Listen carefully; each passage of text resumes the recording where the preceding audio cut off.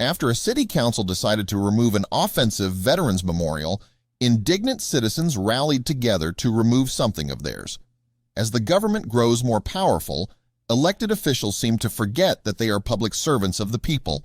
Soon, their political agenda surfaces as they begin to legislate their own interests, oftentimes against the people's wishes. This is exactly what the city council of a small Iowa town started to do when it came to a religious veterans memorial. Unfortunately, for the haughty council members, the voters were about to remind them who they work for. For the Knoxville City Council, the first item of business for the week was contemplating a memorial for fallen soldiers, which received one complaint from an offended atheist for its religious connotation. The display featured an armed soldier kneeling at a cross, which merely signified a headstone of a fallen comrade. Taking authority on the issue, the council decided to take a vote on the supposedly controversial memorial. Catering to the very vocal minority, the council voted 3-2 to remove the display, citing the excuse that it must come down if it possibly hurts someone's feelings. Just 24 hours later, the officials who voted to take down the memorial realized they had made a terrible mistake. According to Breitbart, the day after they chose to remove the Veterans Memorial, angry citizens rallied together and voted out the 3 council members who voted in favor of eliminating the display. After ignoring the warnings of the townspeople, April Verwers and Carolyn Formanek were voted out of office, neither of whom received more than 15% of the votes, while David Roosboom chose to forego re-election, admitting that he knew he would be removed anyway. The citizens of Knoxville weren't shy in their reason for getting rid of the 3 council members. Incensed townsfolk directly pointed to the officials' decision to ban the display for its alleged offensive meaning. According to a post that appeared on the Stop the Insanity Facebook page, last night was a huge victory.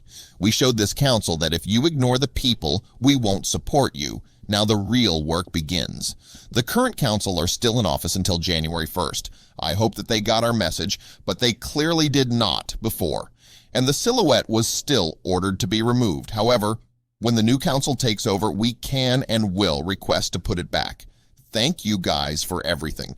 I've said we will continue to fight as long as you support us, and last night you overwhelming said you do just that.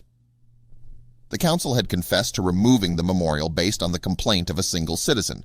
According to the anti-Christian group Americans United for Separation of Church and State, the city must remove the display in Young Park or face possible legal action. Sadly, the city succumbed to the individual's threat, refusing to risk a lengthy and costly court battle. However, the citizens weren't about to let the threat take away their rights to endorse such a monument.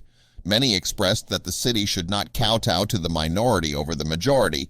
Resident Doug Goff was ecstatic over Tuesday's turnout. "I was extremely emotional," Goff said, "because this cause is very deep to me and I felt like I have let people down. I'd like to send him the message that if you're not going to listen to Knoxville, Knoxville's not going to back you."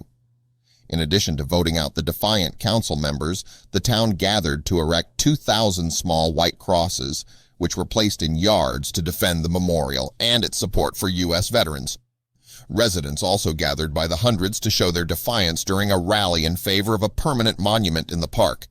The citizens kept their vow to take action, showing the country how it should deal with elected officials who no longer represent the will of the people. Incredibly, they managed to unite for a common purpose.